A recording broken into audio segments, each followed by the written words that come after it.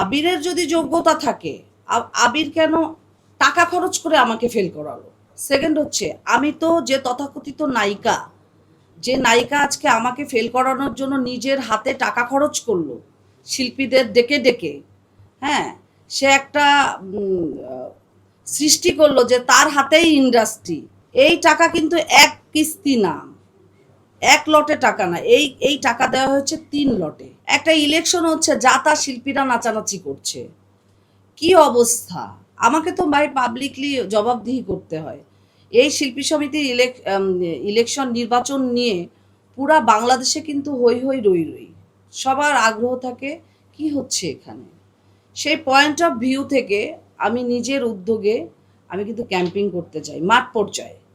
আমাকে আপনারা পেয়েছেন, আমি গেছি, প্রত্যেকটা ভোটারের সাথে কথা বলেছি, আমি প্রত্যেকটা আর্টিস্টের সাথে আমি যে কথা বলেছি, বড় বড় সিনিয়র আর্টিস্টদের সাথে কথা বলেছি। যাদের সাথে আমি কথা বলেছি 80% আবির নামে কাউকে চিনে না। বলছে পলি, তোমাকে তো চিনলাম, কিন্তু তোমার বিপরীতে কে?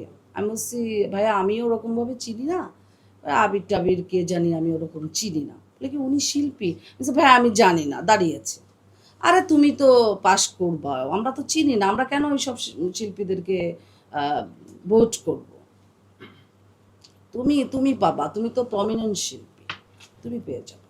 কালার এক্সপার্ট এবং ডার্ক স্যাপ সমৃদ্ধ অরিক্স অ্যাডভান্স ডিটারজেন্ট পাউডার, আপনার লন্ড্রি এক্সপার্ট।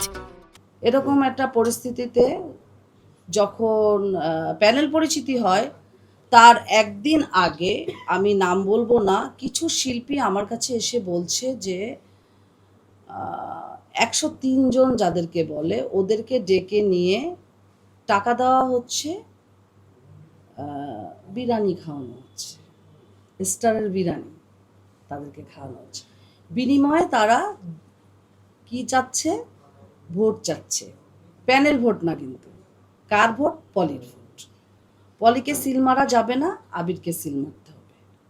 তারা এসেই আমাকে বলছে, সেই সব ভোটাররাই এসে আমাকে বলছে যে পলি আপু, একটা বিরিয়ানি আর 1000 টাকা 1500 টাকার কনভেন্সের লোভে আপনাকে আমরা ভোট থেকে বঞ্চিত করব না, আপনাকে আমরা ভোট দিব। আমি বলছি আচ্ছা ঠিক আছে, আচ্ছা কি করবি আর, ডাকছে। এবং এটা টোটাল এটার নেতৃত্ব দিয়েছে আমাদের ইন্ডাস্ট্রির নাচের ছেলে মেয়ে, নাচের কিছু মেয়েরা, হ্যাঁ, আর হচ্ছে তথাকথিত সমালোচিত বিতর্কিত একজন নায়িকা। আমি বলবো আস্তে আস্তে। তো আমার এখন কোশ্চেন হচ্ছে, আবিরের কোন যোগ্যতায়, আবিরের যদি যোগ্যতা থাকে, আবির কেন টাকা খরচ করে আমাকে ফেল করালো? তার তো যোগ্যতা আছে, সে তো যোগ্যতা অনুযায়ী সে আমাকে ফেল করাবে। তাহলে কোন যোগ্যতায় সে শিল্পী সমিতির ওই চেয়ারটা দখল করে?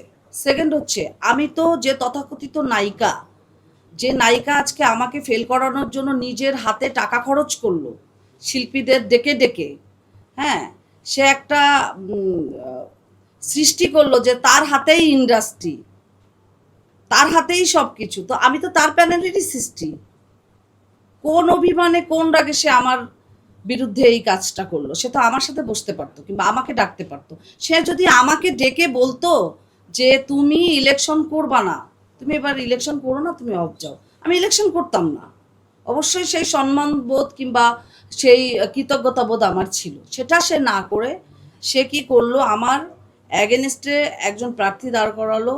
সেই প্রার্থীকে পাশ করানোর জন্য সে নিজের হাতে ভোটার ডেকে ডেকে টাকা তাদেরকে দিয়েছে, তাদেরকে বিরিয়ানি খাইয়েছে।